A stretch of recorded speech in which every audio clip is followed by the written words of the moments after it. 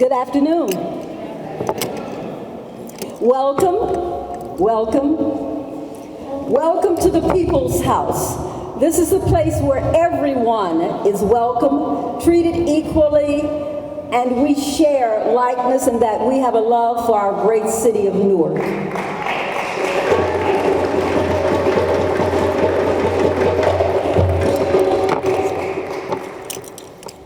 It is certainly my pleasure to open up this program, celebration, ceremony, flag raising, and feast in honor of the Kwanzaa programming today. Kwanzaa, a program, a ceremony of which we all should understand its history, its purpose, where it should be in our daily lives and in the future. Today's program, we must always begin with our libation. And for us today, we have Dr. Kalfani to speak with us and to give us the libation for this ceremony.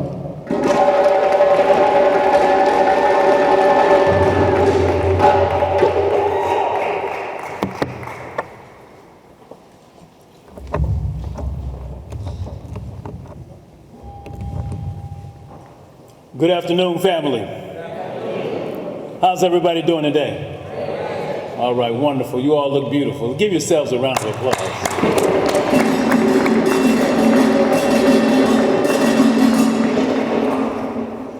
As we do libations, I always like to start off with making sure that we give a little bit of an explanation, because not everybody understands why we do libations. So we want to make sure that everybody is in tune with what we're doing and why we're doing it. But of course, as an African ceremony, the very first thing we have to do is to ask permission from our elders to begin. Ashe? So we want to, if there's anybody in the house who happens to be over 70 years old, can you raise your hand? Might be a couple in here. Anybody over 80 years old, would you happen to be in the house, can you raise your hand? Oh, we got a few in the house still. All right, let's give them a round of applause.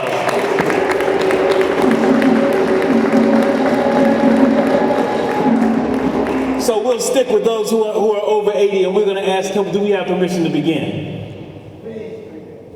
Thank you very much. Let's give our elders, the Jeffries, Dr. Rosalind Jeffries, Dr. Leonard Jeffries.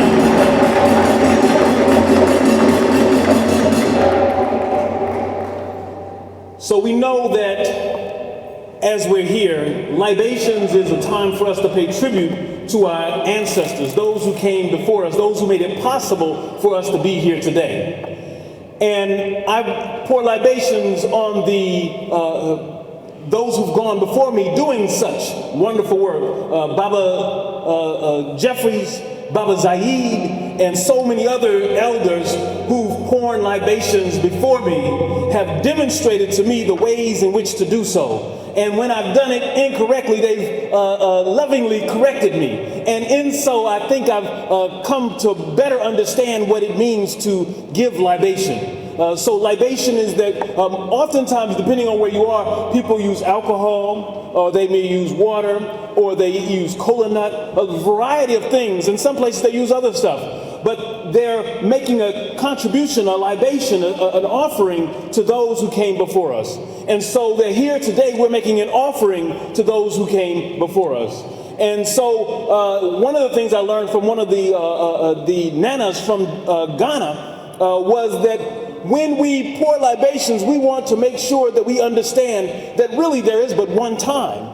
That is that when we think about where we are, that your physical and spiritual essence was at the beginnings of the beginnings of the beginnings of time. And that that your DNA, go ask all the geneticists, they'll tell you that a physical part of you goes back to the first mama that there was in Africa. And so that we understand that we come from her, that we are here today, and that a piece of her and a piece of us are in our grandchildren's grandchildren and their great-great-grandchildren's great-grandchildren. Ashe? You see, that means that there's but one time, because because that time is but a glimpse. And we're all connected in that sense, physically and spiritually. Ashe? So as we pour libations here, we pour libations for those from the past, Ashe, the present, and those yet to come. Those from the north, the south, the east, and the west. Because we come from all four directions. There's no directions from which our essence, our energy, our spirit doesn't travel. The ether in the air, that's why people use alcohol, because the ether in the air represents the very essence of that which we can't see. But that's what the water is, because your body is over 70% water. The earth on which we live is over 80% water. And the vast majority of the air that you breathe contains so much water you don't even know it. In fact, there was a brother in Texas who invented a machine to extract water from the air to provide water to folks in Puerto Rico and all the other places where there have been hurricanes and devastation.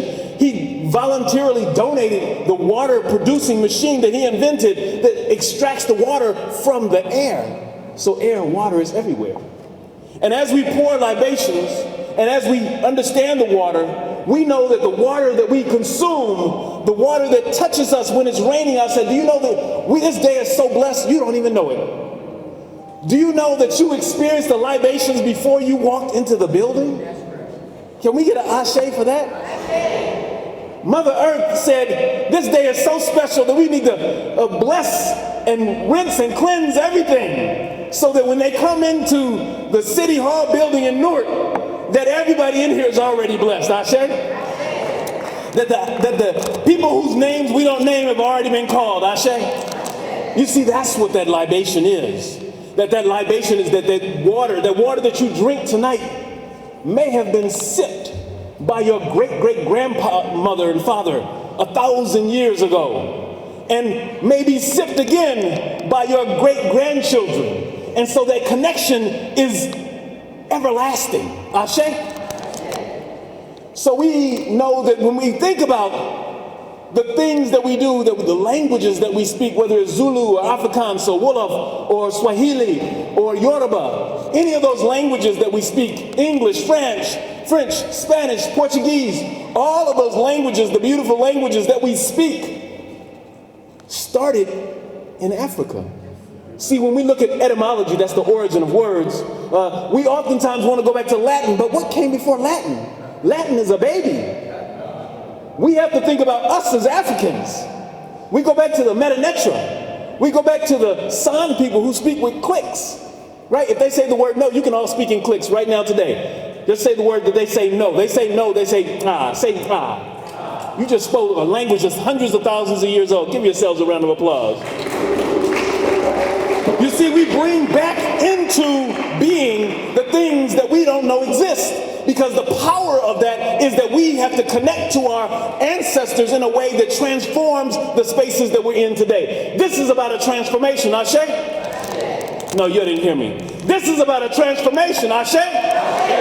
You got to make sure. Some people didn't make it here today. Some people are outside, don't know what Kwanzaa is and about. You have to make sure that as you say Ashe, you waken their spirits. Ashe? There you go. So as we call up the names of our ancestors, we're right here in the city of a powerful brother who helped to bring Kwanzaa right here to Newark. That's Brother Amir Baraka. Let's call his name and say Ashe, Ashe. No, I said Ashe, Ashe. We give that brother 2 Ashes because he transformed the minds of a lot of young folks. There's a lot of young folks who, and maybe a little bit older than young folks who today are running things here in the city of Newark because of that brother and his wife. His son is the mayor. So we think about that, that's generational transformation. And that's what all of us have the responsibility to do. How are we transforming the next generation? And we do that by putting in work. We do that by struggling with our brothers and sisters who agree and disagree with us. We got to make sure that with no struggle, there's no progress. Who said that? Frederick Douglass. We've got to struggle with each other. And as we do so, we bring into being our greatness. So we pay tribute. Give me some more names of our brothers and sisters, our elevated ancestors who we want to call and bring them into this space. Ashe, come on. That's how I want to ain't hear it. Ashe. Give me some drums with that. Ashe. Ashe. Come on now. Ashe. Make sure they hear you. Ashe. Ashe. Ashe. Nanny of the Jamaican, the Moors in Jamaica. Ashe. Ashe. That's your Ashe. Ashe. Ashe. Ya Santiwa. Now those brothers and sisters, Ashe, helped us to get here. They struggled so that we would know what struggle was about. Now you have to call the names of your family ancestors, because you got here because your mothers and your fathers and your grandmothers and your great-great-grandmothers and grandfathers enabled you to be here. Some of them died in the struggle for you to be here. Call out their names. Ashe, Nancy Franks. Come on now, Ashe. I don't hear y'all in the back. In the back, it's a void over there. They're waiting for you to call over there in the back. Ashe. Ashe. Ashe. Ashe. And today, we're here for Nia. Nia is purpose. We've got to figure out what the purpose for us being here. There was a brother who was here in the city of Newark who had great purpose. His name was Paul Robeson. He struggled, and him and his wife are buried together, Islanda Robeson. And so the struggles that they had, the purpose that they have, gives us the understanding that we've got to have purpose. And we've got to challenge those who challenge us. And we push back when we need to push back, but we also need to learn how to step back to make room for others. See, it's like a dance.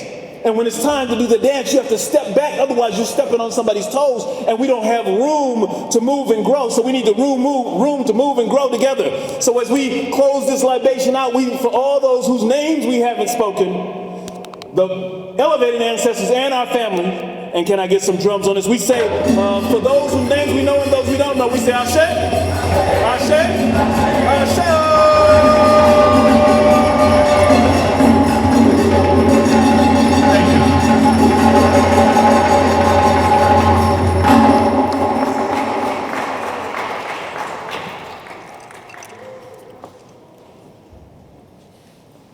Thank you. We welcome now Pastor Michael Ogunleje from Graceland Gospel Church to give us a prayer. Thank you, sir.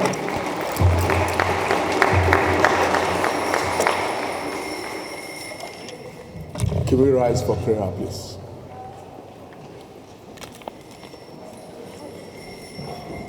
First, since we are Africans, I will speak in the mother tongue, then I will speak in English. Ní orúkọ Jésù, amen. Ní orúkọ Jésù, àmín. Ní orúkọ Jésù, àmín. Bàbá wa tí ń bẹ lọ́run, ọ̀wọ̀ ni fún orúkọ yín.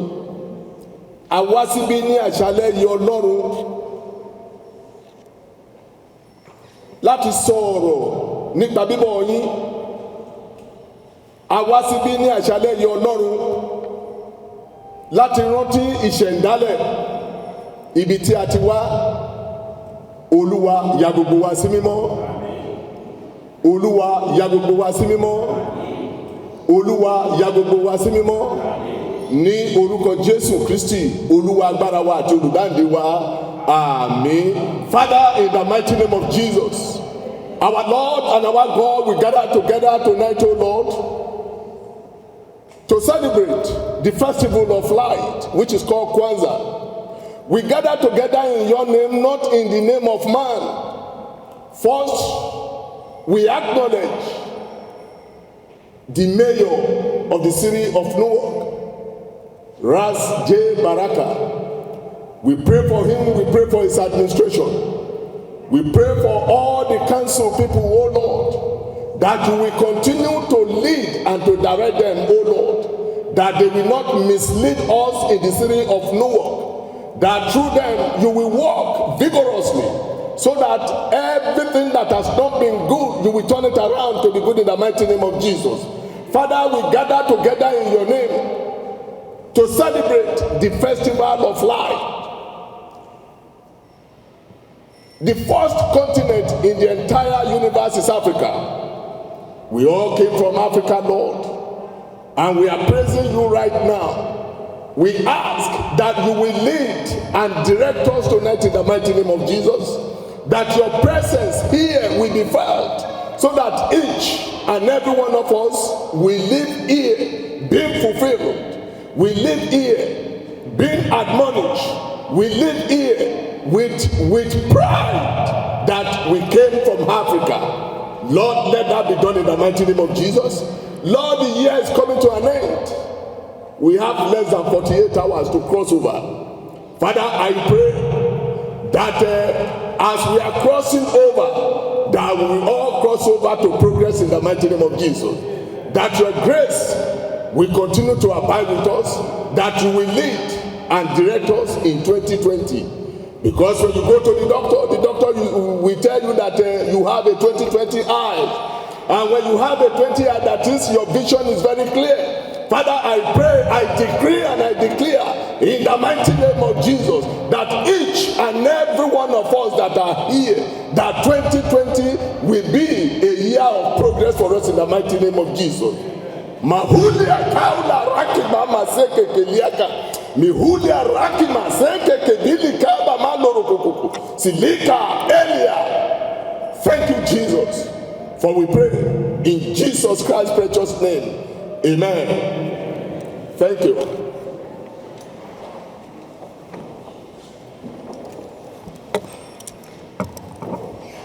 Thank you, Pastor. In the absence of the Honorable Mildred Crump, President of the Newark City Council, we're very pleased to have our Councilwoman McIver here with us today. And I'd like to acknowledge someone else, a Deputy Mayor who's here also, Deputy Mayor Ligia De Freitas, and both I will ask if they will give greetings. After that, we will have the raising of the flag. Councilwoman McIver.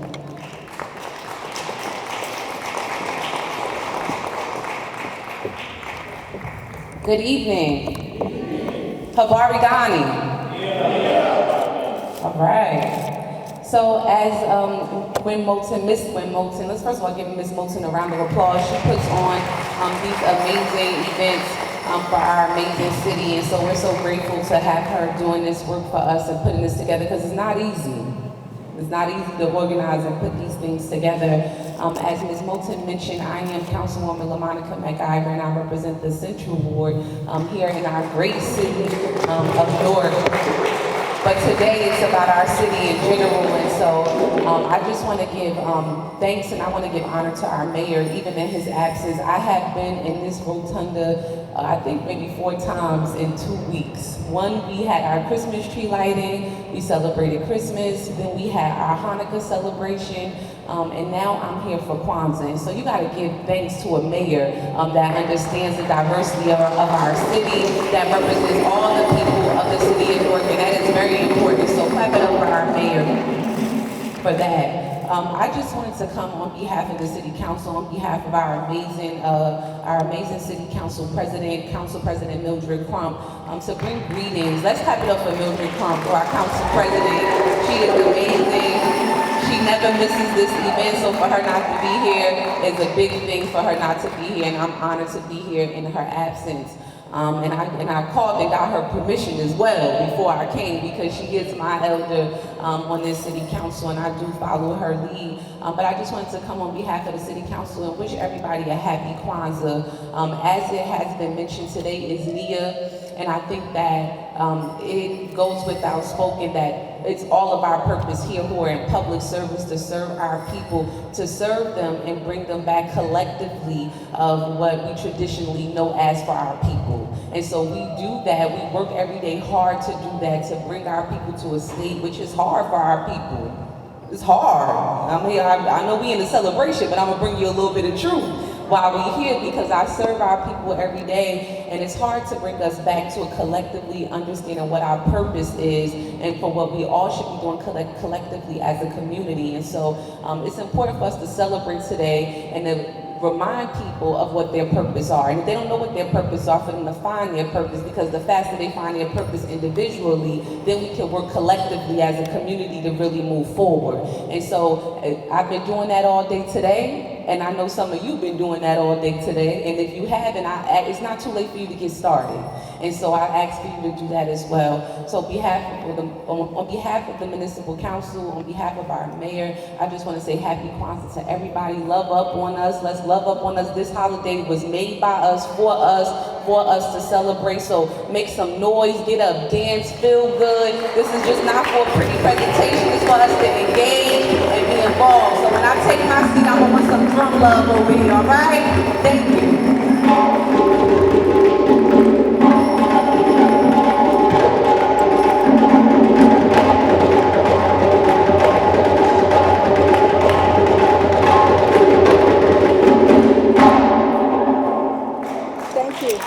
Thank you. It's certainly my pleasure to introduce to many of you our new Deputy Mayor and Director of the Office of International Affairs and Diaspora. Please welcome Lydia DeFreitas. Good evening. So on behalf of Mayor Rasbaraka, he couldn't be here, he's in Africa. So I welcome you guys and we celebrate it. I'm from Africa, born and raised in Africa, come to the United States with 27 years. So for me, this is home. In all the sense of the word, is home. So I feel home, I feel celebrated because this is my Christmas. Not on the 25th, but this is my Christmas. So like Dr. Afani said, independent the language we speak. I speak Portuguese, French. So, and, now I speak English, right? Tudo bem. So Dr. Afani wants we going to Brazil because we're going to do a lot of things there, Ashe? Yes. So celebrate. Like, Councilwoman said, we needed to be more united. Now, as Africans, independent if it's from the continent or the African here, we are African. I say there exist African Americans, there exist Africans. We are Africans. Independent if we are in America or we are in the continent, we are Africans. Let we be more united. And we have here represent from the Newark African Commissioner. I saw Dr. Follow some places, the president of Newark African Commissioners and a few commissioners here. So let you guys, our office is there, is open, okay? 5 days in a week, 7 days in a week, but 5 days in a week on 218A, and anything you guys needed, we're there to help you guys, to represent, okay, any diaspora, and plus the Africans, independent if in the continent or here. That we celebrate and a lot of share for everybody.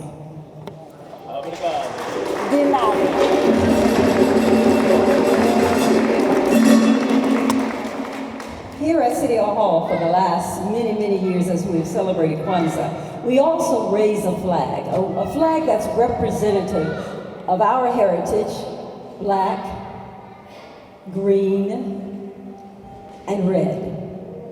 And we're going to ask the Honorable Councilwoman McIver and our Deputy Mayor, Lydia DeFreitas, to ascend the steps to raise our African flag for Kwanzaa.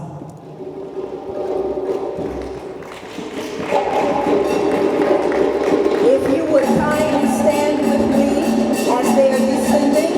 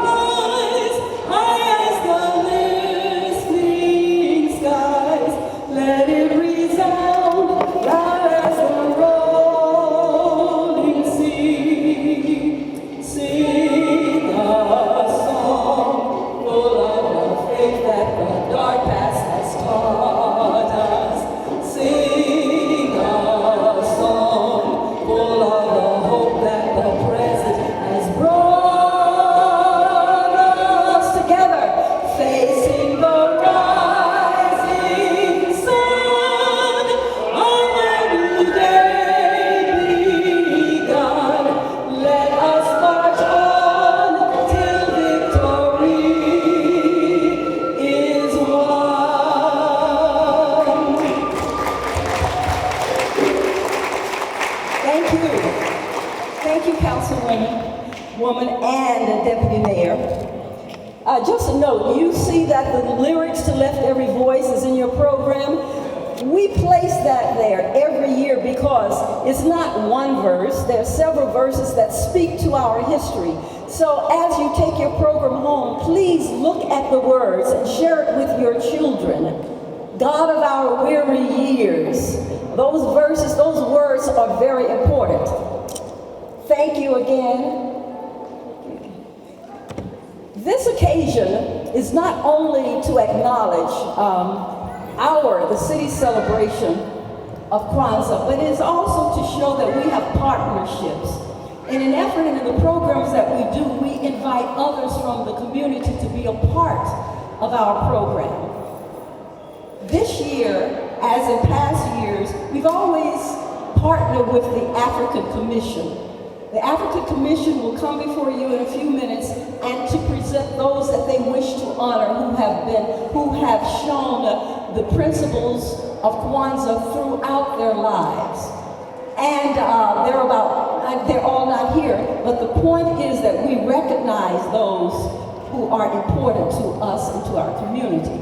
We also partner with those that will assist in this program, that is bringing their information, bringing what they have from the community to be a part of this community celebration. The essential word, I think, of Kwanzaa is community. So how do we do that? We join together.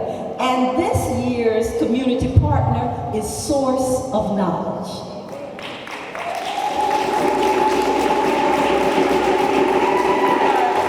If you don't know Source of Knowledge, it is our African American bookstore and gift store. So if you don't shop anywhere else, you should shop there. And it's right across the street. Now, I'd like to introduce our mistress of ceremony for the rest of the program. She is a poet. She's active in her community. And she brought all of her 3 children here to participate in this program. But please welcome Tikwa Mohammadi.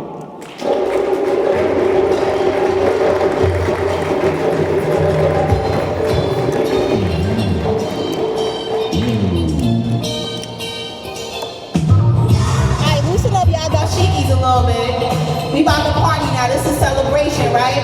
Let's get that energy from with a little dance. Like act like you know.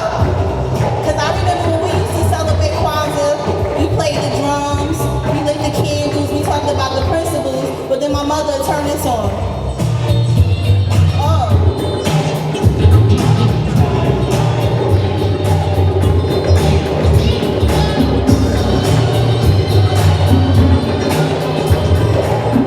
Alright. Welcome, Habari Ghani. Nah, come on. Habari Ghani. Yeah. That's right, let's get this energy going. I'm gonna keep asking you till you do it right. This is a celebration, right? We wanna invite the youth and we want them to know that this isn't just about cultural awareness, but it's about celebrating who you are and where you come from, right? And we're blessed to be able to do this right here in our home. So before I begin, let's give it up for the Source of Knowledge family. That's who I represent. My name is Tikwa. Let's give it up for our wonderful Mayor Raj Baraka,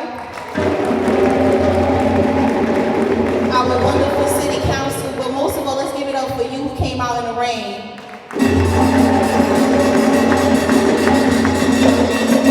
And I promise we won't be disappointed, and if you are, come and see me after the show, okay?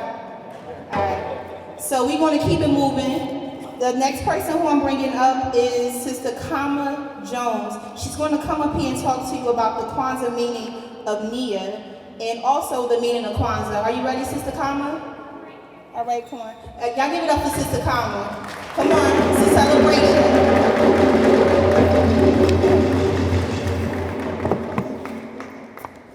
Good evening.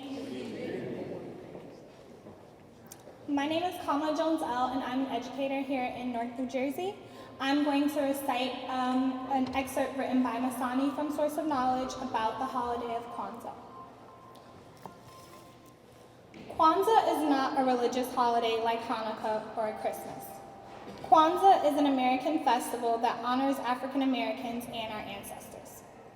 It starts on December 26th, the day after Christmas, and lasts until January 1st. It is a time when we stop and remember the past as we work together for the future. In 1966, Dr. Malana Karenga created the holiday of Kwanzaa. Kwanzaa is a word that comes from the Swahili language and means first fruits. Kwanzaa is based on the 7 principles or beliefs. We call these beliefs the Ngoza Saba. There is one principle for each day of Kwanzaa, and even though we celebrate Kwanzaa only once a year, we are supposed to keep the principles of the Ngoza Saba every day of our lives. There are special things that belong on the Kwanzaa table. One is the straw mat we call mkeka. The mkeka reminds us of our traditions. It is the foundation or the place to start building our future. Mazoa are fruits and vegetables. They stand for unity. They represent the rewards of working together. Mahundi are the ears of corn. There is one ear of corn for every child in the family. Children represent our hopes for the future. Kikombe cha umoja, unity cup, it stands for our togetherness or unity, which is the first principle of the Ngoza Saba. Kanara, candle holder, which holds the Mushumba Saba, the 7 candles, which each represent Ngoza Saba, the principles which Kwanzaa is based upon. There are 3 red candles which represent the blood of the African people. 1 black candle representing the face of the African people, and 3 green candles representing the hope for new life. A different candle is lit for each day of Kwanzaa. Happy Kwanzaa.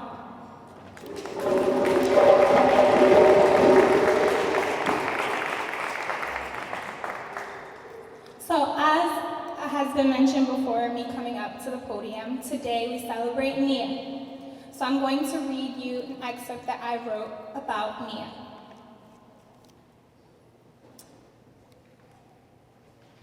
There are 7 principles that are a part of the Kwanzaa celebration. These principles were created to pay homage to African people and descendants, as well as their traditions. Nia is the principle dedicated to purpose. Purpose is a word that moves me, proving to me that we all have a duty to use our gifts to uplift our families, our communities, our people, and the world. In doing so, let us not forget to also uplift ourselves. Our purpose is our calling, the call placed upon us to contribute to a place that needs the love, tenderness, devotion, and joy that only we can bring. Purpose is unique, purpose is personal. When we walk in light and in love, we walk in alignment with our purpose. And this we can do free from the inclination to control or comprehend. We must walk in light and in love purposefully. This evening, we share a common purpose in gathering here to show our people and our community what resilient love we all have and need in order to thrive. Happy Kwanzaa.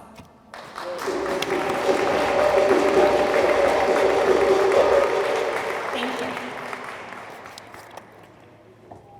All right, y'all give it up for Sister Kwame. How beautiful was that? All right, and as we keep the program moving, because I know we want to party, right? A note to self. What is my purpose in life? I asked the void.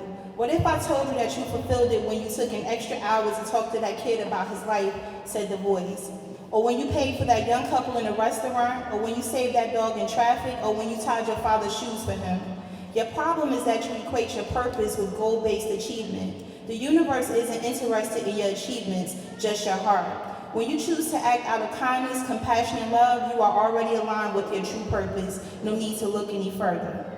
Now, we're going to bring up Sister Kalia. She's going to talk about how to incorporate Kwanzaa in our daily lives, because we know even though we focus on it one week out of the year. We want to incorporate it in our lives daily. Ashe? All right, come on, keep this energy going. We're not in church. Act like you know, loosen up those dashikis a little bit. Come on, let's keep it popping. Keep that energy going, all right? Y'all good? Y'all good out here? Y'all need some water? Everybody good? All right. Sister Kalia? I'm right behind Okay, come on. Y'all give it up for her.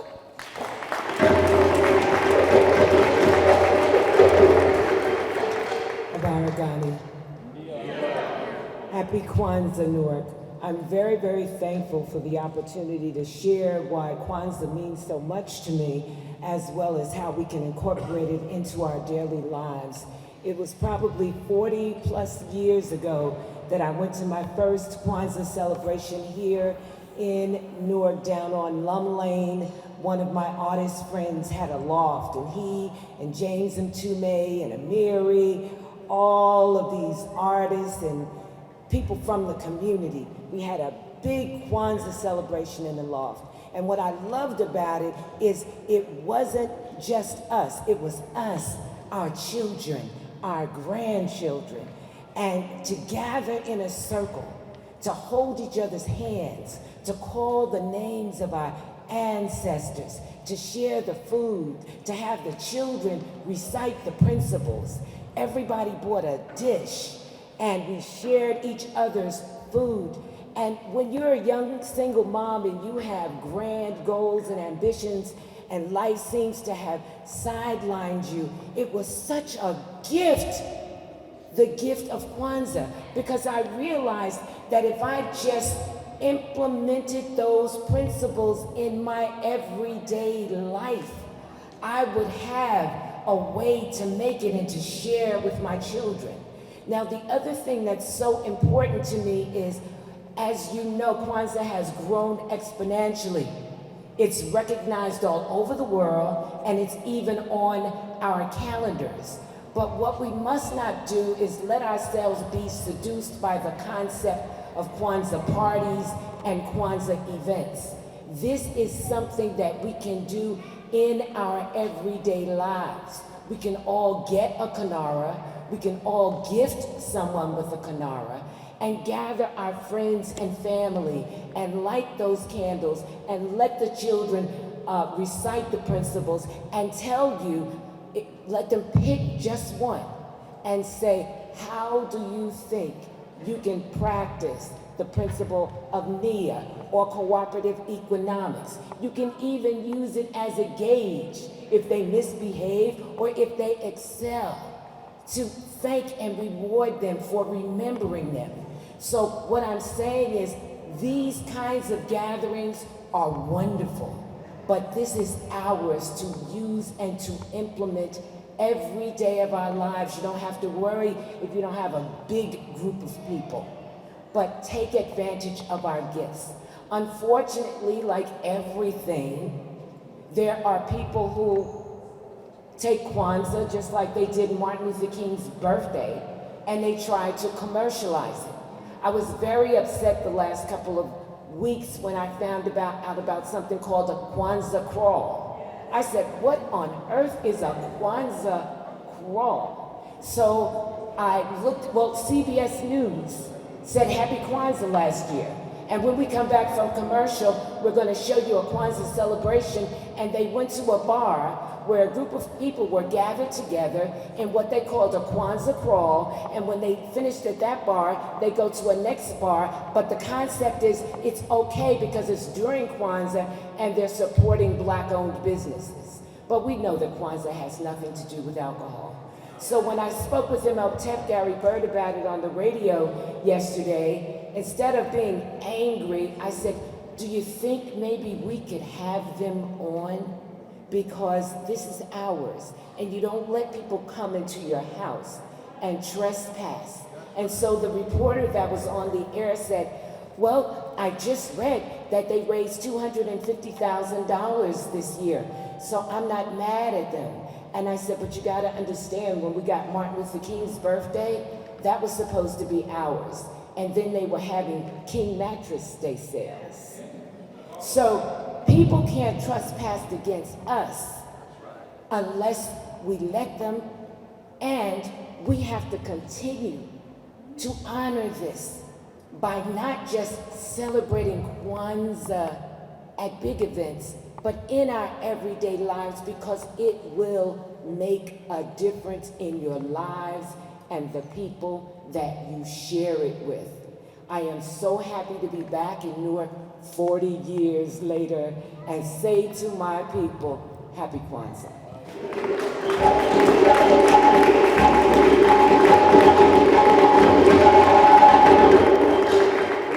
Habari Gani?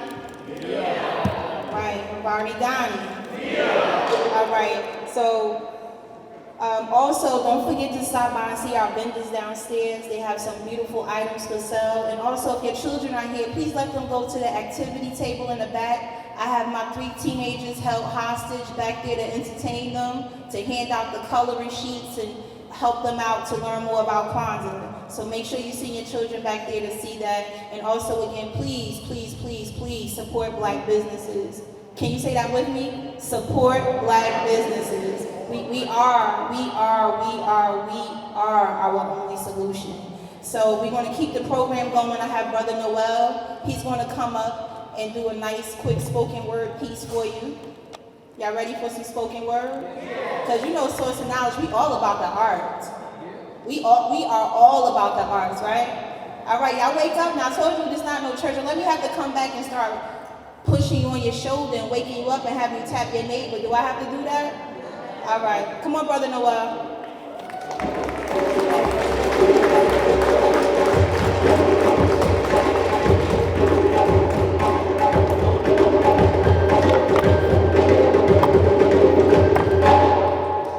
Greetings, Habari Gani, in your purpose.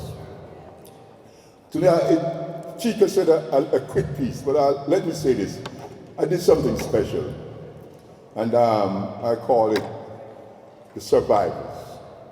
You know, we are the survivors, the poem of the survivors.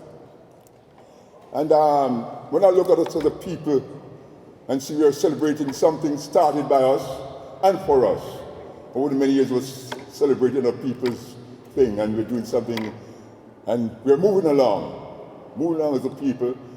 Regardless of the time and what we're going through, we're still happy and joyful. So there's something in here. And this piece I did is poem of the survivors from A to Z. So just a little patient and I'll come to it. Africa's black man, woman and child. We must learn to understand the condition we are in at this present time. Only us can address our plight. The days that are ahead need some strong thoughts. How can we firm each other up to be strong together? There are rising times. Before our very eyes, we are seeing the path we trod in the past and now. To research for each other in unity becomes an echoing cry. Calling for us to recapture our greatness as who we are. We are the first people. Doing long before others, we sail the Niles, we sail the oceans, bearing gifts of the ice order from a dominant culture, teaching civilization to other nations. Enlightenment is a source for humanity to flourish, that we can live together in dignity and a civilized manner. Fear not the warmongers and war makers of today. Go and gather the formula of righteousness from where it all started, back in our glory days. We are the weapons. Endurance is all around us. Let not deter from your passion and your gracious task. Continue pushing on. In the spirit of our ancestors who were blessed by the African gods with wisdom abundantly. Join them at the shrine in spiritual transformation so we can reinforce to reclaim and restore our legacy. Kings of ancient glory, you have left us a rich legacy. We will defend and restore at all costs. We are on our guard. Lord is a pledge. We know whose and knows your contribution. We know our duties. We will uphold your dignity to be honored in your righteousness. May the sons and daughters of your vines live and turn in divine wisdom and in knowledge that has passed down. Never will surrender the dignity of our nobility. Never, never again will we allow our trust to be betrayed. Over the earth that you navigate as you sail the oceans, carrying civilization you built along the Nile, there's still an eagerness many crave for, but we are holding on with all our might. Praise be to the enlightened who enlighten a vast surrounding as they trod lands near and far. Queens of the land we so cherish, they bear and rear sons of nobility. Warriors and righteous brethren rule collectively, the virtue in the way they cultivate a rich culture. Ready each day to protect the fortitude in each of us, we shall be steadfast in our resolve to the very last day. Self-love is a must. Self-determination is our journey. We are one. Do unto us as you do unto me, that all that is due. Tomorrow will be prosperous. We worked yesterday and today. We are assuring it must be and will always be. Unwritten pledge. Unwritten vow is a commitment to continue to preserve from the depth the heart beats. Win we shall. Victory is an everyday vision, a determined mission. We are here, we are victorious, we are still standing, not shaken, not broken, nor beaten down. We are building solidarity. We are the people of the sun, the children of the first people. We come this far, placed miles afar, but we are bound in blood and in love. X-ray your minds, the inner deepness of your thoughts. The picture will be visual to keep examining strength in our endeavor throughout our resisting days. Yesterday has passed, it's not left behind. No, not too far behind. We reflect our coming and going up to this present day. Zeal, monumental ambition, a reason for us to understand our beginning to where we are and what is the foreseeable of our future as we struggle the struggle. We the African children, the survivors, it be ye, it will be well. Here's a thought. Learn of your past.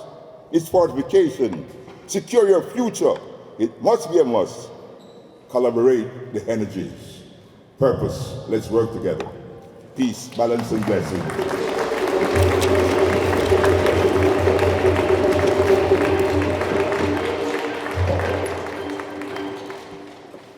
Habari Ghani.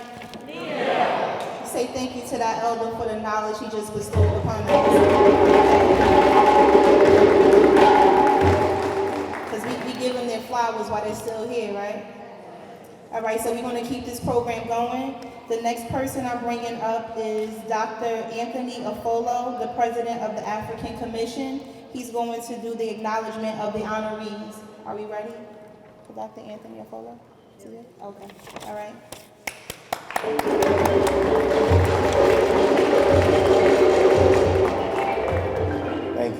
Thank you very much. My name is Anthony Afolo, the president of the Newark African Commission. Before I move further, I would like to acknowledge my fellow commissioners that are in the audience today. I think it's only right to do that. If you're one of the commissioners for the African Commission, please, I would like you to rise and be recognized. I know a few of you are here. The commissioners, I would like you to get up. Thank you, Mr. Soare. And also know you're here. Gentlemen, thank you for coming.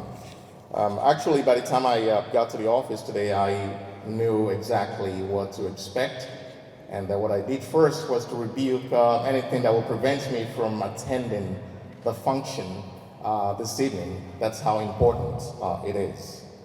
I would like to thank very much Ms. Morton for a job well done African Commission played a very little role in this whole gathering. Thank you so much. I know I spoke to you a few times. Thank you. Let me begin. I have a little prepared, speech here. I know I was supposed to be acknowledging the honorees. I will, get to that momentarily. I want to acknowledge the Honorable Mayor Rasbaraka of the City of Newark, the City Council President, who is not here with us this evening, the Deputy Mayor, Office of International Relations and Diaspora Affairs, Lygia De Freitas. Thank you so much for this opportunity. Distinguished guests, all protocols observed. By God's grace, again, I head the African Commission under the Office of International Relations and Diaspora Affairs. I've already acknowledged my fellow commissioners. We must never forget the fact that Mayor Rasbaraka created this office, keeping to his promise of inclusiveness, welcomed Africans and African Americans alike to this fold, and allowing the people of all race, creed, or religion to exercise their cultural identity and to maintain basic human dignity. I stand before you this evening as a proud African, and now even prouder African American. Yes, America is our home too. I maintain the vision and mission of the great African leaders from of old. As the president of this commission, I must tell you that we are committed not only to Africa, but to upholding our basic human dignity as men and women and as citizens of this nation, able to contribute to the change that we envision and deserve. Allow me to end on this note. Today's Africa must always be prepared. Today's Africa must decline the back seat at any forum, unless, of course, you are being chauffeured. Today's Africa must resist the possibility of recolonization. It's real. Yes, you heard me correctly, recolonization. Economic dependency is killing the continent of Africa. How can you own a bakery and waiting and begging for bread? It's not done. Today's Africa must rededicate to improving the lives of her offsprings, wherever they may be. Today's Africa must be alert and proceed with caution. We must understand that not every aid offered are free. We're quick to accept an aid and think they're all free. There's always a condition attached to that. We must recognize that. We must never sell our birthright as a people. We must stop the politics of personal destruction, divisiveness, jealousy, and hate. Congratulations once again to the organizers of this event. We must be involved and stay engaged. God bless the United States of Africa. God bless the United States of America. God bless you all.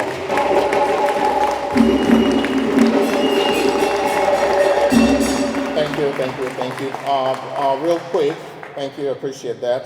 The honorees for this evening, I'm not sure if everyone is here, but I will call the names, the three names that I have here, and I would request that it take about 30 seconds or so to introduce themselves to the community, and the award will be, put out, later on. Starting, I would like to, and please pardon me if I mispronounce your name, my very good friend Serge Demifak. I would like you to come forward, please. I also have a round of applause. I have also Joaquin Ferreira. If you're here, I would like you to join us as well. Joaquin Ferreira. And last but not the least, Genevieve Petra, if you're here. Round of applause.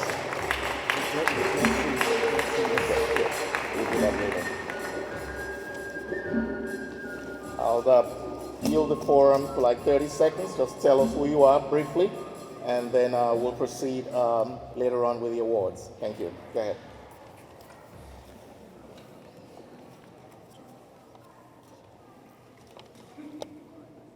Thank you very much. My name is Serge Demefak. I am originally from Cameroon. We like to say Cameroon is the heart of Africa because Cameroon is between West and East Africa. And it is with great pleasure that I come here today. I know I am a member of the African community in New Jersey, but I also know I belong to a broader community with all our black and browns who migrated from Africa and find themselves on this side of the Atlantic Ocean. I work for an organization called the American Friend Service Committee. I work there as an organizer. I work on the politics of immigration in New Jersey and across the nation. And as you can imagine, my hands are full as we speak. I also work in conjunction of our folks from the criminal justice system in the US on our jails across New Jersey. And I am trained as a lawyer, and I'm also trained as a business lawyer. I want to say thank you for the opportunity to give me this award, and I cannot say thank you much. And one of the things I remember is Nia. We need to have faith in everything we do, otherwise we can't get started. Thank you.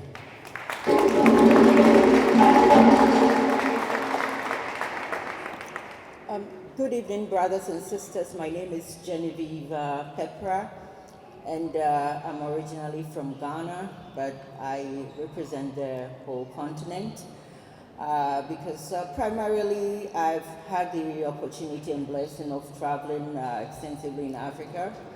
And I feel a lot connected to Africa. Right from a young age, I developed a love of languages. And, I studied French. Even though I'm from an English-speaking country, I studied French. And when I went to college, I felt, I felt encouraged to study Swahili. And I remember at that time, my friends were choosing French and Spanish and other languages, and they laughed at me. And they said, what are you going to do with Swahili? But I wanted to connect with East Africa. And I must say that today, this was the best, one of the best decisions I ever made over 30 years ago. Because today I'm the CEO and owner of African Language Consultants. African Language Consultants is a multi-language agency with the purpose of bridging the communication gap between limited English-speaking Africans and service providers here in the United States and beyond. And so we are here today and we provide the courts, the hospitals, the schools all over the United States with interpreters and translators. We give the Africans, limited English-speaking Africans here, a voice to be able to participate in the affairs of this country and also be able to access services that are much needed to live in the diaspora. My passion has been to reveal Africa through our language and culture. And I'm proud that today I'm helping a lot of Africans to feel proud about African languages. Thank you. Thank you so much. Yeah. Thank you so much. Thank you, gentlemen, lady. You may have your seat. Last but not the least, I have Isabella Uncino. I don't know if you're here in the audience.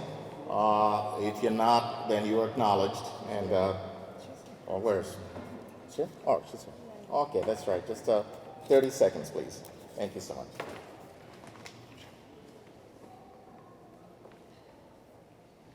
Good evening, everybody. Good evening. Yeah. My name is Isabel Montino.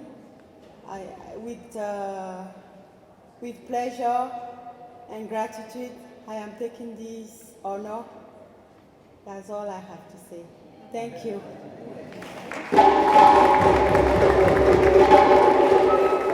Don't you just love it when you keep to time? Thank you so much.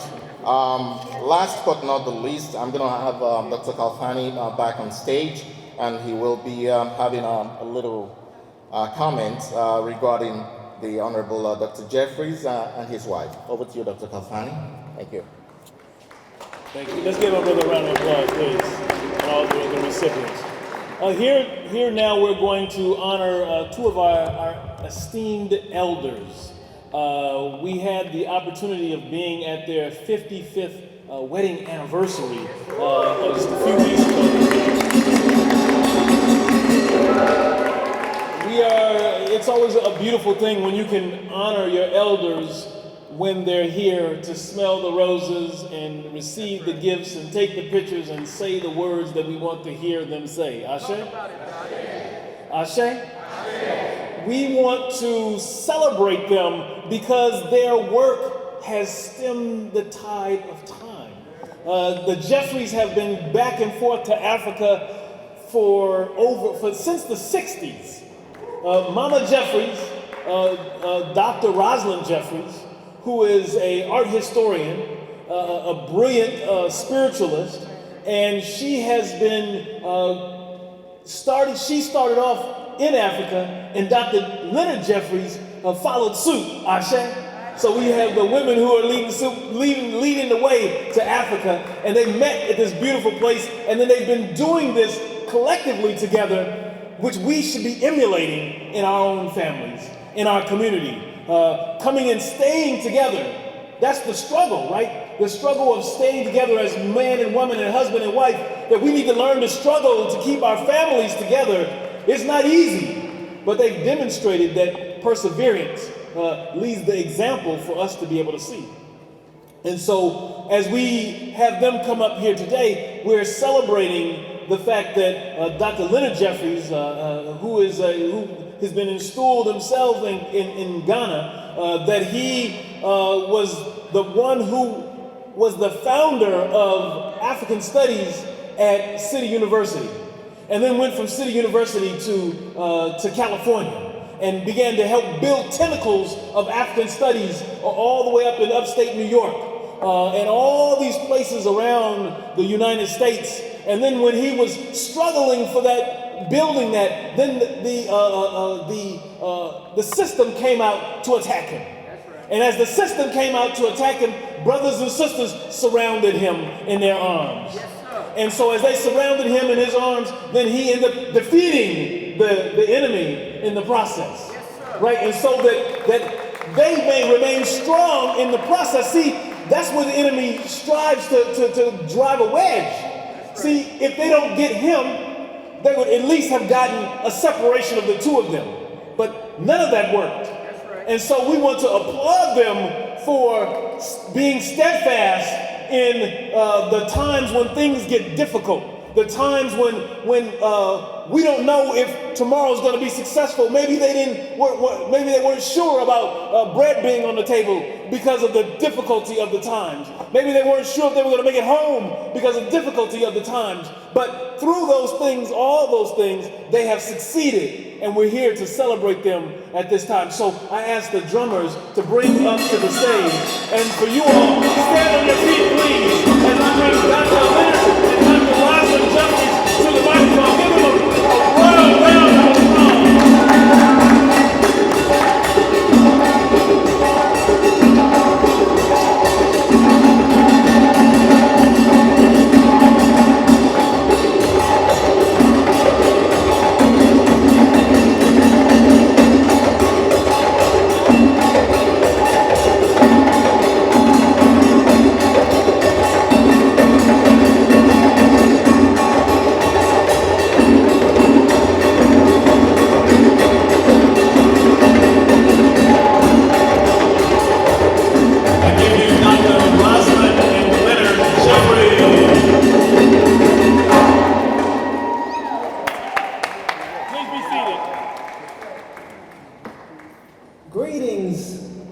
Greetings, family. We give thanks and praise to Almighty God in His many manifestations, for we have understood that our God is the God of Africa, known by many names in Africa to describe the infinite aspects of who God is, as He is manifested in each and every one of us, and all of the deities that have been intercessories for us. For we do not give the full credit to Leonard and myself as individuals because we were caught up in a wave and a movement that had to do with the Almighty. The idea of what was happening in the 1960s was indeed very radical. Radical and in the mood of Amiri Baraka, who had the Ife community here in Newark. Around the whole country, there was this awareness that was coming up, and as was said, 1960, I was in Nigeria at a time when you did not have homegrown Africans in organizations in the various countries here in America. And so that at that time, with the Black Studies movement so powerful, we had to fight the Hells Angels in California. We had to fight Ku Klux Klan groups in New Jersey. We had to fight all kinds of things. I don't want to give them the credit for what we had to come through. Our God is a powerful God. And we remember too that Kwanzaa itself came out of the Black Studies movement. Maulana Karanga was a part of the Black Studies and writing his PhD dissertation and a community, the various communities that were in California that were the equivalent of those communities that were here. We understood the burn baby burn, which has passed and gone, but that was a mood where people were so upset because they felt as if the Democratic Party had failed us. The Republican Party had failed us. And even in 1972, we were trying to develop across country an entire movement saying that we want to unite ourselves because the youth was so upset. They were burning the communities. It was because of the death of Malcolm X, the death of Martin Luther King, the death of the Kennedy family, the dynasties that were so close in helping us in civil rights. But we have to say that the idea of Kwanzaa came because blacks still needed to come together. It was because there was a strong contingent of us, of wonderful people in Islam. There was strong contingent of people who were in the New Age movement, the flower children, who were talking about the meditation, and there were black Christians who were talking about blacks in the Bible.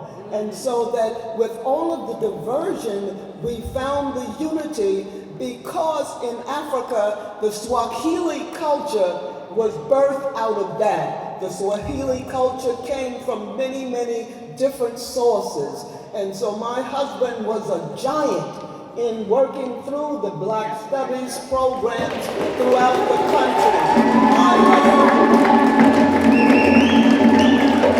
They thought he would fail because they said what we'll do, we'll have him there with the Caribbeans, with the Africans, and the African Americans. And that would be a combination. You throw them together, some Islam, some Christians, all of the mixtures that was so tremendous, and they were sure that we would fail. But this man was born a king, and as such a king over the diaspora in Africa, he was able to unite people from Africa. We lived in Ivory Coast for 2 years. He was able to go into the Caribbean with Ambassador Dudley Thompson, who was the originator and part of WADU, the World African Diaspora Union, that we had learned recently. Arikana spoke in reference to that. He was African American, born in Newark, raised in Newark, with all kinds of stories about this city. So I don't want to talk too much, but I do want to give you a little smattering of the kinds of things. It has not been always easy to be a wife to a man who is a king in African American culture, because a king that's in, like the Ashanti Hennies that had Leonard's picture in the palace with the Queen of England and the King of England and those kinds of places. It's not easy to be a wife in America because we didn't have the unity of the Ashanti Henny, the Agogo Henny, the Asafo Henny, the Bantama Henny, and on, the long list of organizations around that. But Leonard managed to develop, be a man of organizations, so that ASCAC came out of what we were doing, what John Henry Clark was doing. And we had African Heritage Studies, a list of organizations that we don't have time to give you the list that became part of the structure that Leonard was helping to build with many of the other Black studies giants in America. And so that I'll just say this is the man who was behind those organizations and behind the movement of the Black mayors of America going to Africa.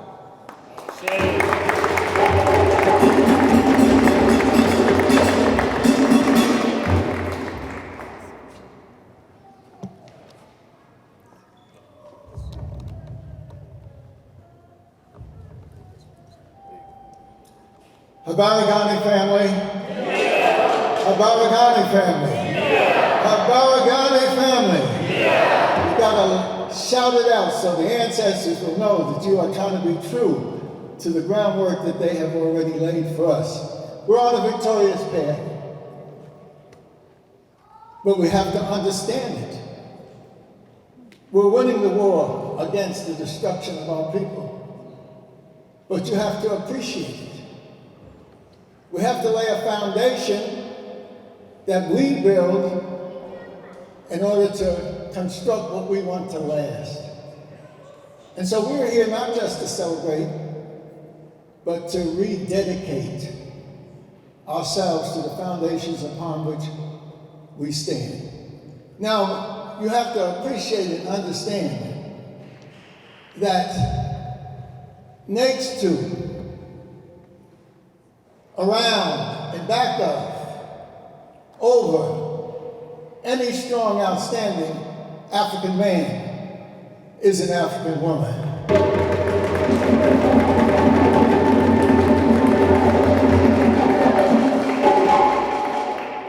An African woman that birthed him, African aunties that raised him, African women that stood by him. I may have the luxury of having been with the great African leaders and have been instilled. In fact, when I was born on Central Avenue in South 10th Street at the Women and Children's Hospital, I did get a name from my mother, who was very African conscious, but she named me after my father, so I was Leonard Jeffries. Eventually, my father is a giant, 6'5", and so I was little Lenny. But she was the one who had this African understanding. And so she forced me into Africanness. It's an amazing thing.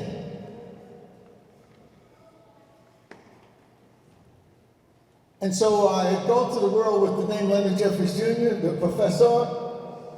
But those who really know me know that my African stool name in Ghana is Nana Kwekujua Ajiman, the second of the Agogo stool in Asante.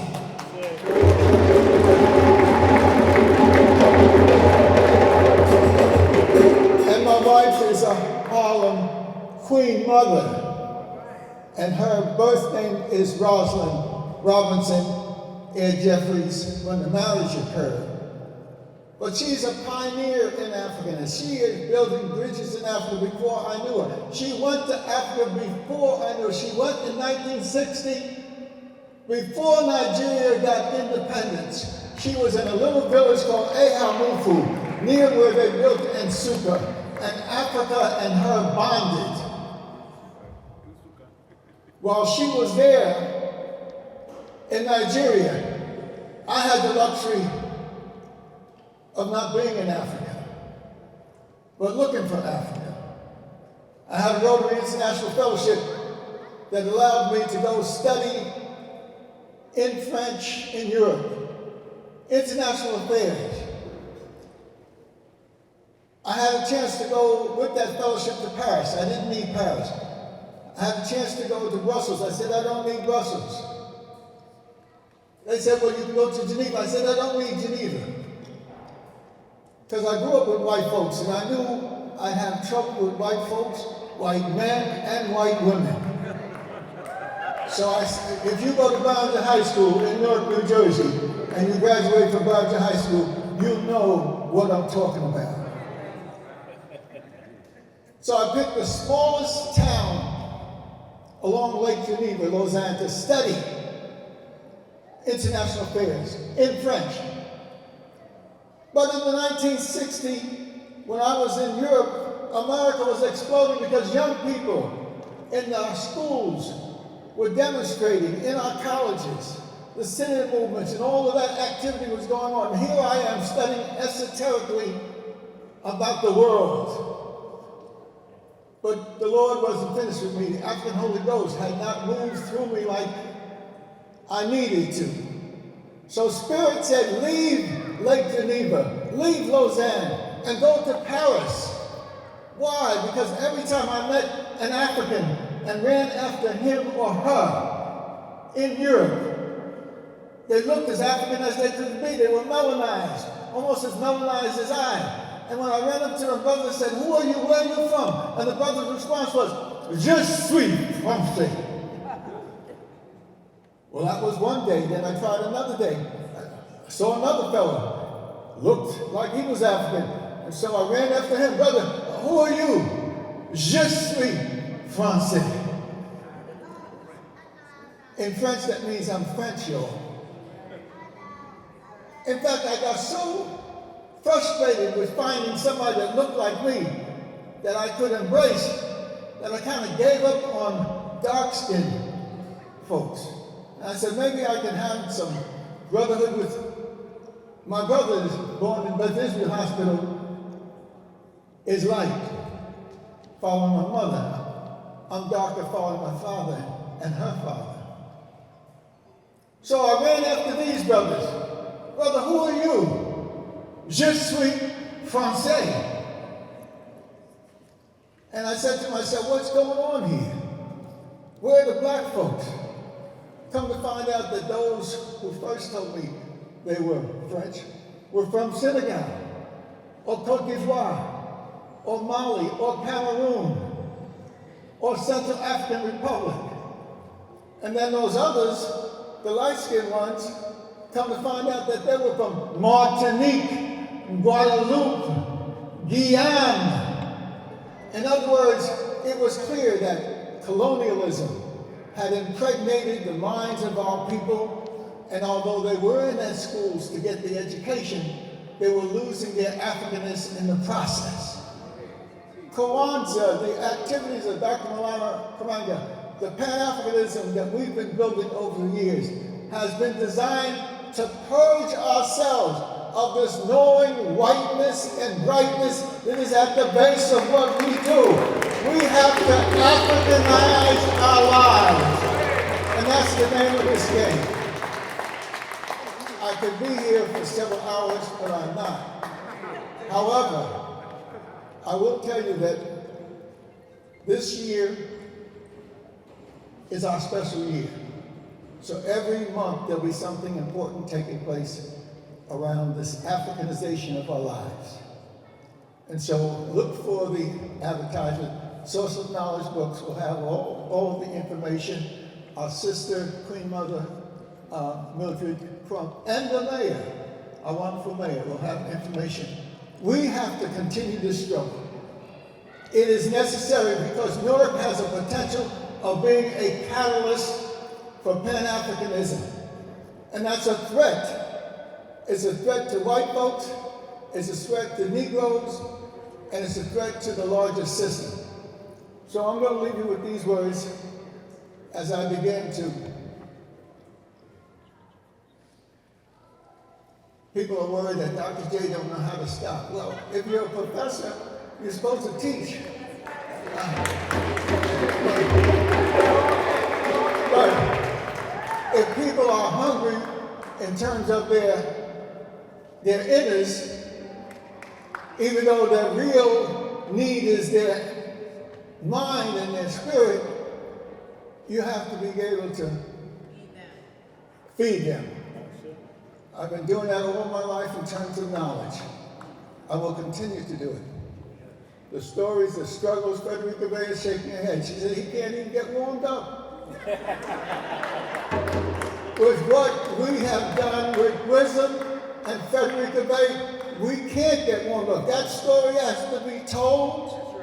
It has to be understood. What we did with African Echoes and Anumi, that story has to be told. What we did with the Miri Baraka and Amina and what they brought to the table, that story has to be told. What we've done throughout the city in giving it a renaissance, we need to stay on top of it because those who are in power do not want to see this Africanization taking place in Newark. It's an example for the nation, if not the world. So we have to stay on top of the struggle. The reality is what it is. I came back from Africa in '67. Rawls and I did my PhD work, and I came back from Ivory Coast. Thought I'd get involved in Newark in a serious way. But Newark was controlled by other groups. And when I came back and realized in the city hall here that the people were not allowing a trained brother Parker, an accountant, to take his position as heading the public school system, and they picked somebody else who didn't even have a recognized high school diploma and made him the head of Newark schools. And I announced at that time that if trained black folk cannot find a place in Newark, this whole thing will burn down, and within a month or two, it did. So we have to understand, if the people who are gentrifying Newark and other communities around Greater Newark think that African people will stand quietly by while that process takes place, they are wrong. Either we are in it and we are winning it, otherwise we'll burn the mother down.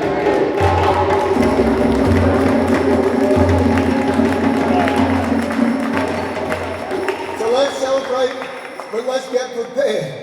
And let me leave you with these powerful words by one of our great leaders, Frederick Douglass. Frederick Douglass said it best: if there is no struggle, there is no progress. Those who profess to favor freedom yet deprecate agitation are men and women who want the crops without plowing up the ground. They want the rain without the thunder and lightning. They want the ocean without the awful roar of its many waters. This struggle may be a moral one, it may be a political one, but it must be a struggle. Why? Power concedes nothing without a demand. It never did, it never will.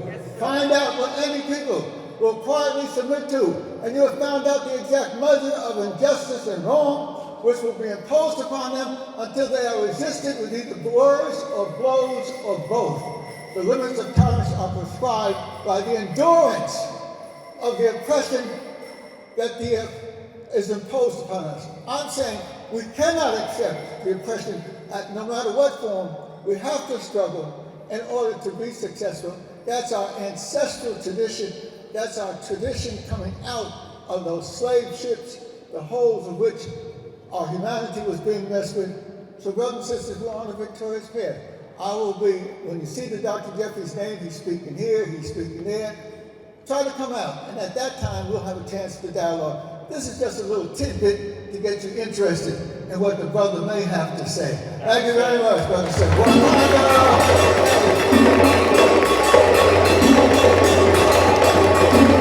give another round of applause for Dr. Leonard and Dr. Rosalind Jeffrey.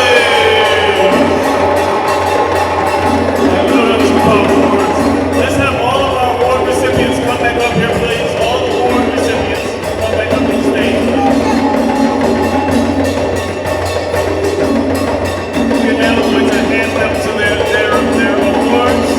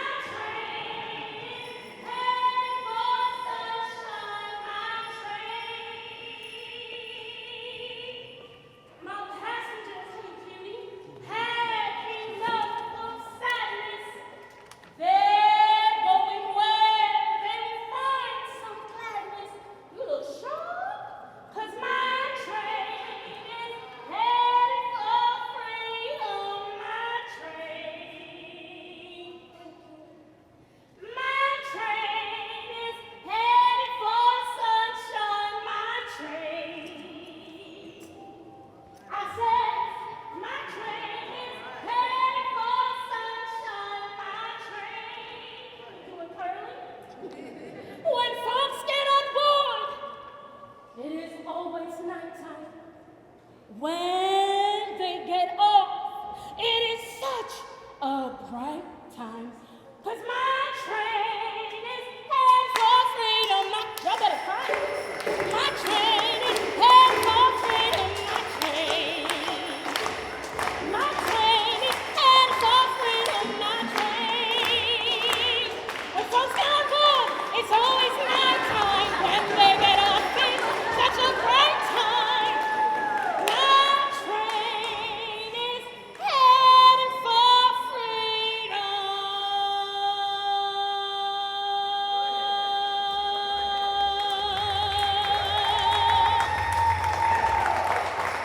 My train. A borigami. You better say it like you want freedom. A borigami. That's more like it. I am Harriet Tubman, and I was born in America, but I am Ashanti. Granddaughter of an enslaved, brought here in chains from Africa. My parents were born into slavery, but married and faithful to each other, both of them Ashanti. And we are a proud, warlike West African people. And because of this, I never thought of myself as a downtrodden slave. Now, I was born in 1820, Dorchester County, on the eastern shore of the Chesapeake Bay in Maryland. Now, when I was born, they named me Araminta. Do I look like an Araminta to you folks? I said, do I look like an Araminta to you all? You better have answered. And I didn't like that name, so they called me Minty, like I was a piece of gum or something. My mother's real name was Harriet Green, so when I was old enough to choose, I changed my name to Harriet after my mother. And I adored my mother, and she had such a hard life with terrible suffering, but she never let that crush her loving spirit. So now my mother and father, they had over a dozen children. My mother gave birth to 16 children. There was no cable, there was no Fortnite, there was nothing. But all I ever knew were 4 brothers and 3 sisters. I learned early on not to ask what happened to the others, but what do you all think happened to them? Yes. They were taken off of the plantation in Maryland, and they were sold further down south. You see, as a child, I was always uneasy because every time I saw a white man, I was afraid. I was so afraid of being carried away. Baby, what's your name? Nancy? Nancy? Now that's an appropriate name on that Araminta. Come on, let's go. How old are you? You're 8 years old. You're so beautiful. Come over here, sugar. Now see, when I was 3 years younger than you, you better look at me. When I was 5 years old, I was taken from my mother and I was hired out to a mean old man named Master Cook.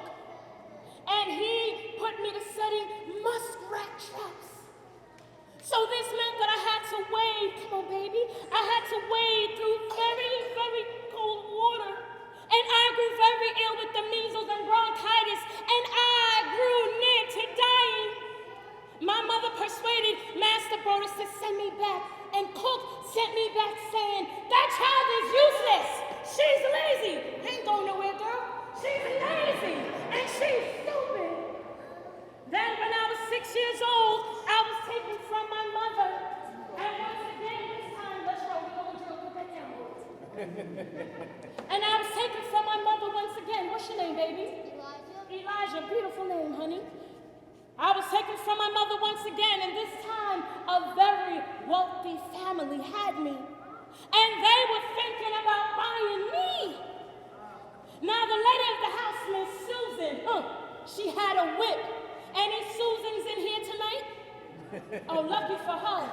Well, Miss Susan, she had a whip, and she had just given birth to twins, a little girl and a little boy.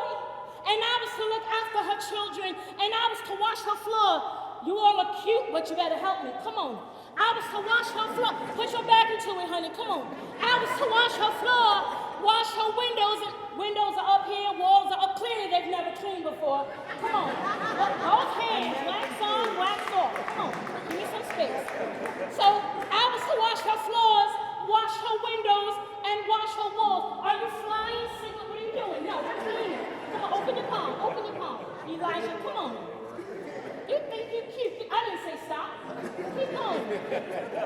So I was to wash her floors, wash her windows, and wash her walls. Now, if Miss Susan's children cried, Miss Susan, she would whip me. If I fell asleep because I was so tired, Miss Susan, she would whip me. And so I ran away.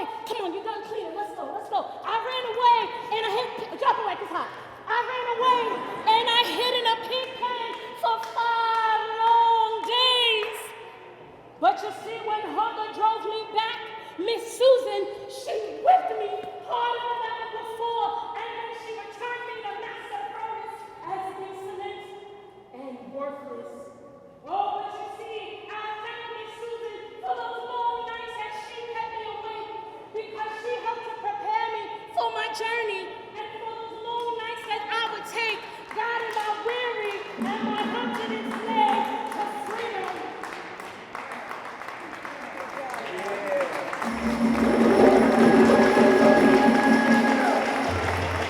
So now, the first time that I ever helped an enslaved person escape was when I was 13 years old. That's when I sustained that head injury that changed my life. I had blackouts until the age of 93, which was my death. But it was there in those blackouts that the Most High showed me the path that I should take, guiding my weary and my hunted fugitives to safety. Then when I was 24 years old, I fell in love with John Tubman. We was married for 4 years, and during that time, our master, the Reverend Dr. Thompson, he said that he was tired of my mouth, go figure, and that he wanted to sell me off of the plantation out of Maryland. And John often told me, he said to me, if you ever try to escape, I will come after you and bring you back. Do you believe he meant it? Yes. All of you? Not me. Well, I don't know if John meant it or not, but I knew that when I had to leave, I dared not tell John. So at 29 years old, I headed north. And there was a Quaker woman, she hid me in her attic, and true to her word, she sent me north. But I learned the way because my father would always sing the song, Follow the Drinking Gourd. Have you all ever heard of it? Well, yes, my father and his father sang that song. So even under the cover of darkness, our ancestors could find their way north on overcast nights. See, we would follow the North Star, which is a part of the Big Dipper, and it points north. And when the sky was overcast, we would follow the moss, M-O-S-S, on the leaves, which shows you're on the right course and heading north. So now, fast forward to 1850 in America. Congress now passes the Fugitive Slave Law Act, which stated that no free state in America could harbor or shelter any escaped fugitives. And many of the bounty hunters, they had to capture our ancestors and bring them back to where they came, but many of them were beaten and killed on the spot. So I traveled right here on Broad Street. Did you all know that I was out here in 1850? I hid in the tunnels of the old First Presbyterian Church, a couple of blocks away. Those tunnels are still there to this day. This block was mostly farmland, just like, where Rutgers University is. That was all farmland back there. So that was the 1850s. So I brought our ancestors up to Canada. That's why in St. Catharines in Quebec. So if you go there today, there's a large Afro-Caribbean population there because of my greatness, okay? So now fast forward to the Civil War. What year did the Civil War break out? You better -4, whoever said 1865. Go take Dr. Calfani's class. Get it together. So now, in 1861, the Civil War broke out, and I decided to go down to Port Royal in South Carolina. Now, during the Civil War, what did I work as? Was I a nurse? Yes. Was I a cook? Yes. You better stop saying no, honey. Yes, I was. Was I a spy for the Union? Yes. Now, what is the name of that union today? Does anyone know? The CIA. A good guess, honey. Yes. Now, was I the only black woman that was allowed on the plantations? Well, that was allowed on the military bases? I had a note from the general, and it stated that only I could travel on the military bases. Now, I carried a bag of herbs to nurse our soldiers back to health. Maybe it was marijuana, hemp, CBD, oil, whatever, don't judge me. But I nursed our men back to health. Now, were black men paid during the Civil War? Some of them were. Some of them were paid 25 cents to $1 a week. White men were paid $11 a week. Now, what year did the Civil War end? 1865, is that true? Yes. When Abraham Lincoln signed the Emancipation Proclamation, January 1st, 1863, many of our ancestors were allegedly freed, right? Allegedly, right? And then they were then captured within 24 to 96 hours later, 1 day to 4 days later, right? You see, there was a bounty for my capture, $40,000. Which is equivalent to almost $2 million today. You see, at first they said it couldn't have been a black woman because they said we were not intelligent enough to pull this off. But little did they know. Little did they know. Dr. Jeffries, he knows. Okay? So that was 1863. Then our ancestors in Baltimore, Maryland were freed November 1st, 1864. Then our ancestors in Galveston, Texas, they were freed June 19th, 1865, which is why to this day we celebrate Juneteenth. Yes. So fast forward. My mother and father were the last people that I ever brought to freedom. My mother once told me that she ought not to have ever had been enslaved. Come on, beautiful lady, roll with me. Don't keep me waiting. My mother once told me that she ought not to have ever had been enslaved. So I paid a lawyer to look up the will of my mother's first master. And there he found a little girl, Rit, my mother, who was given to his grandbaby to look after the little girl until she was of age. But the little girl, my mother's 5-year-old master, had died shortly after. So now my mother is 9 years old, and her 5-year-old master had just died. So there was so much commotion around the house, so my mother sees the front door. And so my mother looked around the house. Come on, Mama, look around. Mama, look. So my mother sees the front door. My mother walks towards the front door, and my mother opens up that door. And the sun, my mother said that the sun was like glory over all the trees. My mother said that she felt like she was in heaven. So my mama, she just kept on walking. My mother walked for 60 minutes. For 1 hour, my mother walked all by herself. And then my mother came upon a well. And my mother tried to quench her thirst. Mama, you better drink. My mama tried to dip it low a little. Okay. My mother tried to quench her thirst. And my mother drank and drank. But little did I didn't say stop on that. But little did my mother know that her 5-year-old master who had just died, her 8-year-old brother was following my mother. So as my mother, Mama, drink, I said. So as my mother was drinking, out of nowhere, my mother felt someone grab her by, stand up, Mama. She felt someone grab her by the back of her collar, and then that little boy, her new master, he dragged my mother back to the big house, and just like that, my mother was emancipated, meaning she was made over as property, which was the original definition of the word emancipated in the 1860s, 70s, and 80s. So my mother then lived enslaved in bondage for the next 69 years until she was freed by her very own daughter.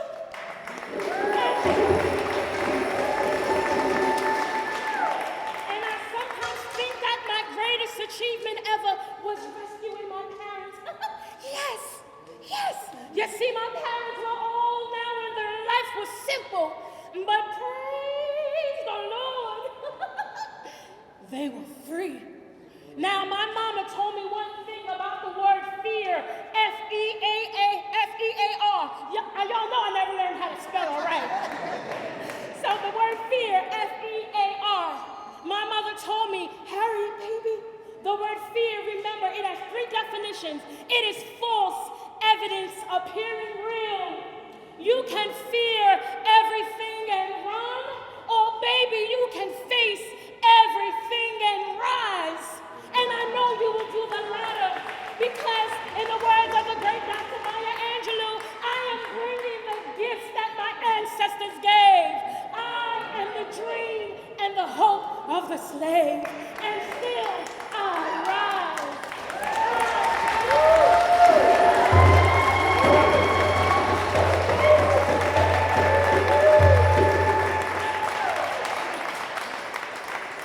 Because when folks get on board, it's always a night time when they get off. It is such a bright time. My train is headed for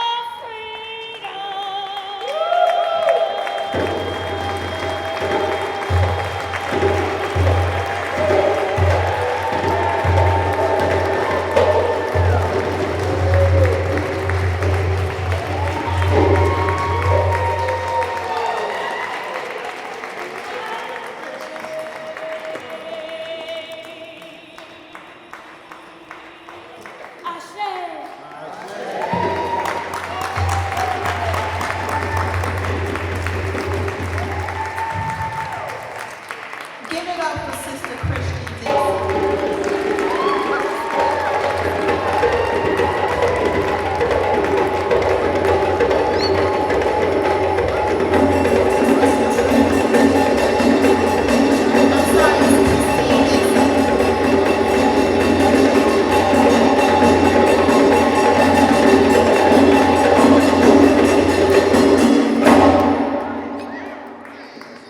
February 13th at King University, they will be showing DNA using genealogy to change my last name. Should Black people change their white last name? Is a documentary by Naware.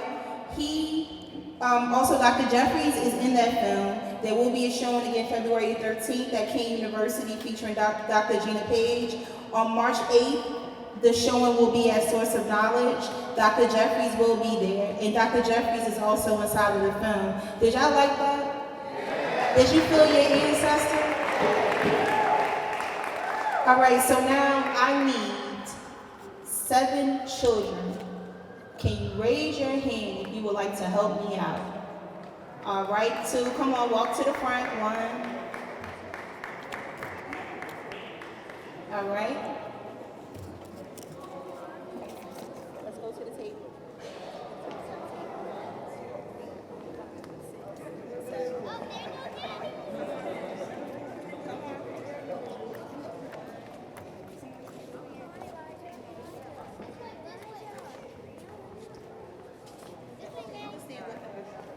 Okay, now y'all give it up for my volunteers.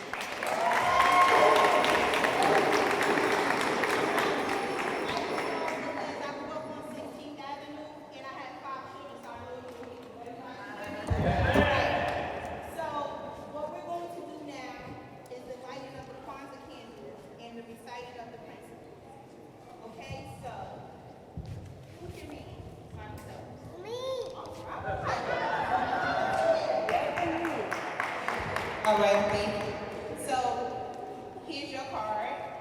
Raise your hand. Here's your card. Here's your card. Here's your card. Here's your card. You can read too? If you need help, I got you.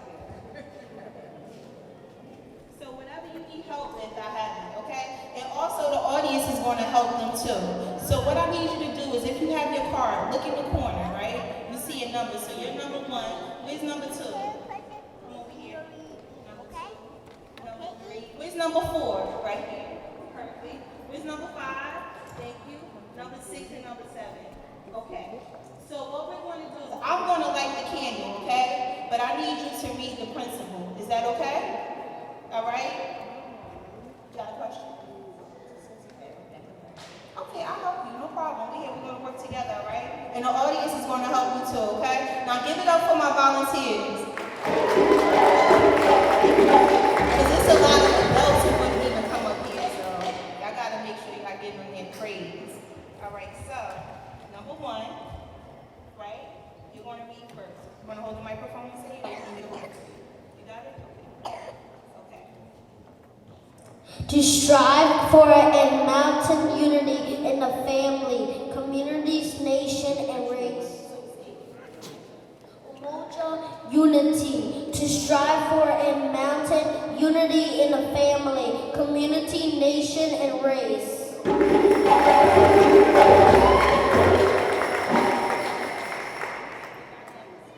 Cookie chocolate, self-determination. To define ourselves, name ourselves, create for ourselves, and speak for ourselves.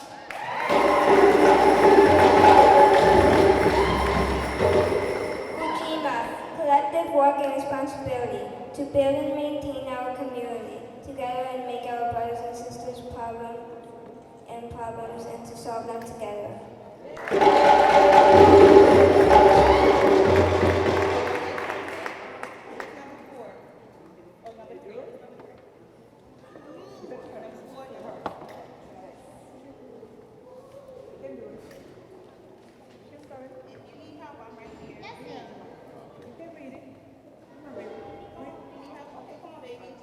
She has the fourth principle, which is Ujama. Say it with me. Ujama. Very good. And that's cooperative. Cooperative. Economics. Help her out, y'all. Very good. Economics. You got it.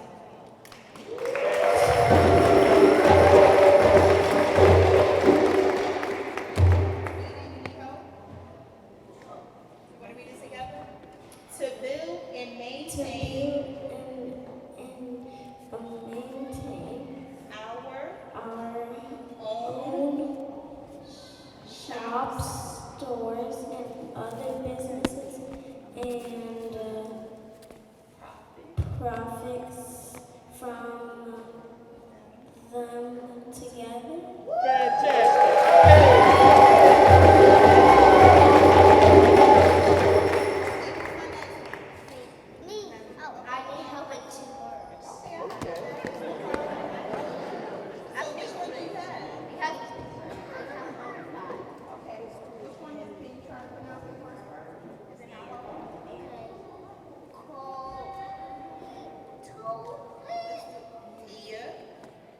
Say Nia, which means purpose.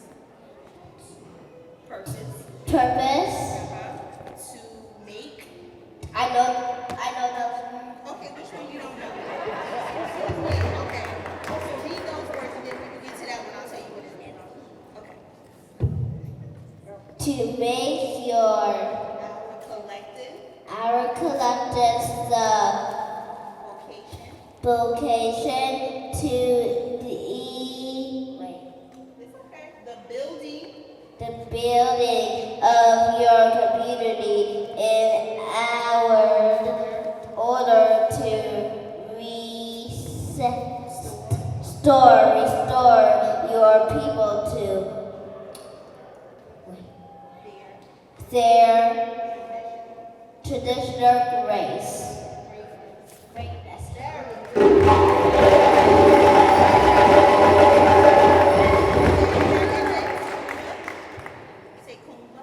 Kumba. Creativity. Very good. To do. Always. As much. As we can. In the way. We can. In order. To leave. Our community. Very good. More. Beautiful. And beneficial. Than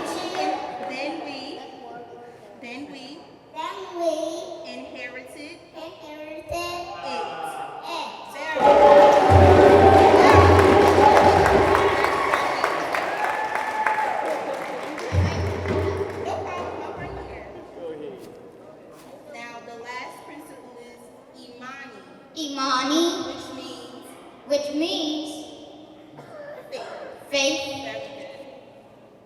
To believe with all our heart in and our people, our our parents, parents, our teachers, our leaders, and the righteousness and the righteousness and victory of our struggle. Ashe.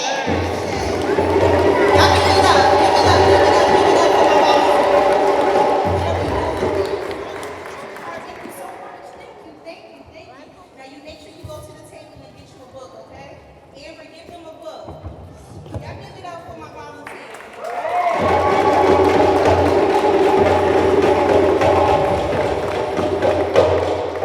All right, so hold on 1 second. So now we have it. So what do you want to do next? Oh, okay. Ms. Moulton has an announcement.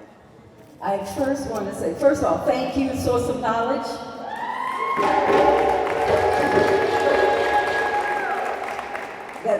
That our community is wonderful with talent, with gifts, and certainly with caring. And we thank you for that as our partner. But I do want to note, when we go downstairs to the feast, which Source of Knowledge has also provided, I want to acknowledge another one of our community partners, that's ShopRite. ShopRite has provided some of the feasts that you will receive. So it's important that we show that we thank them because they always step in to help us.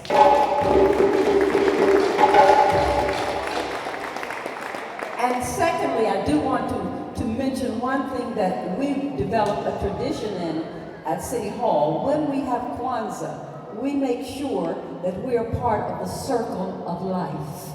That's why we have encircled each other, so that there is one of us in this circle, that we're sharing the experiences, the spirit, and the body in this circle of life. Thank you. Y'all give it up for Ms. Moulton. Don't worry, we almost at the ending, but are you having a good time? All right.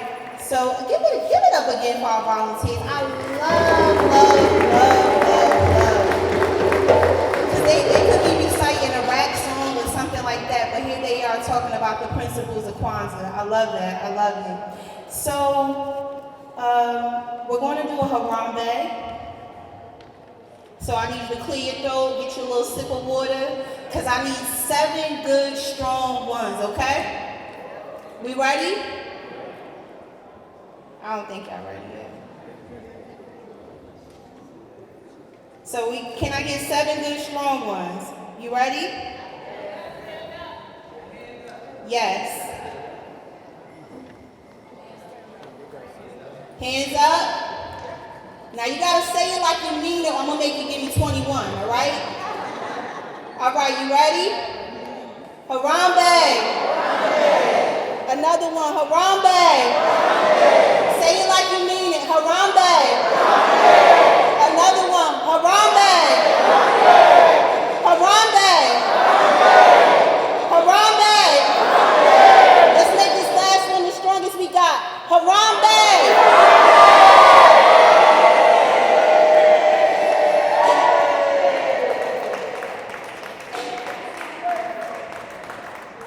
So we're going to have our dancers and drummers, the Shet Tetep ancestral music. Before they come, I'm going to leave you with this real quick. My name is Tikwa and I'm a poet. So this piece right here is entitled Darkness. My complexion is a reflection of the depth of my intrinsic wealth, encountering obstacles and mental roadblocks, spiritual stealth. I've been cursed with a blessing. I feel what you ignore, what you simply scroll by has me stressing. I feel like our wrists are tied behind our backs and my mouth is gagging. All I can do is lie with tears in each eye while the enemy attacks. Yes, I know all lives matter, but right now I'm just talking about blacks. See, my daddy was a black man. My sons will eventually grow up to be black men. Man, I love the black man so much I even made one my husband. But I know for sure, whenever they walk out the door and they say, see you later, there's always room for doubt. That only one traffic stop by a race soldier cop from being taken out, one cell phone click from receiving a full clip, one mistaken identity, one he was fixing his tire in the middle of the street, one I felt threatened, one well they kill each other for me having to be a widow or a grieving mother. They say we pray for Manchester, but I myself pray for Matthew Ajibadi, Eric Harris, Dontre Hamilton, Tanisha Anderson, Akai Gurley, and Dante Parker. What the media shows you isn't the real news. It's all illusions and distractions. Who's praying for Flint, Michigan? Who prayed for Tulsa, Oklahoma, Durham, North Carolina, Rosewood, Florida, Dynamite Hill, or the 4 little girls? Who prayed for the Freedom Riders, Fred Hampton and his unborn child, the Scottsboro Boys, George City Jr.? I'll wait, but while you think about that, let me address the darkness. Since I reside in it and it resides in me, I'm on a different wavelength, so it ties in me. Renting until I own it, so it abides in me. Walking with pride, so it strides in me. Flying high, so it glides in me. Embracing my curse, so it slides in me. The abyss, where nothing but itself can exist. Interrogating souls while society persists. Interpreting rejection while society resists. And if it ain't melanated, then baby it's duplicated. I'll say it one more time. If it ain't melanated, then baby it's duplicated. The origin of the human race, the indigenous creator, the hypothesis formulator, the queen that gave birth to nations. I'm God's greatest creation, played on, not with, recess, superior to all, equivalent to none, darkness. And I leave you with that tonight. Go in peace. Thank you for coming out. Please share and enjoy the festivities downstairs with us. Again, go visit your vendors. We have other activities in the back for children, and we're also giving out books. Please welcome the Shet Hetep in session.